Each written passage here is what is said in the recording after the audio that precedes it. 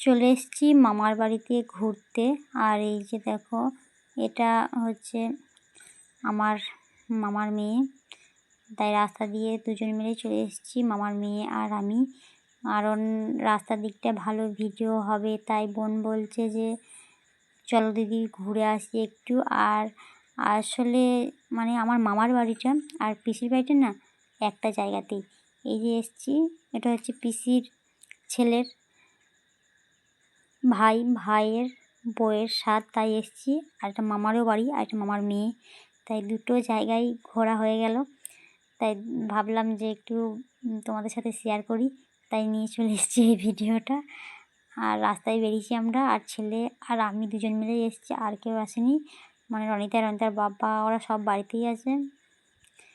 কারণ আজকে এসেছি, কালকেই চলে যাব, থাকবো না, শুধুমাত্র একটা দিন। আর এই যে এটা মামার বাড়ি, এটা হচ্ছে মামি। এটা হচ্ছে আমার ছোটো মামি, খুব ভিডিও করতে পছন্দ করে। ছোটো মামি অনেক ভিডিও তৈরি করে।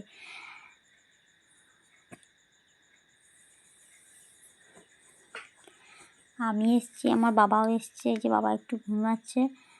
আর বাবা আমি কালকে সকালেই সবাই মিলে চলে যাবো একসাথে বাড়ি।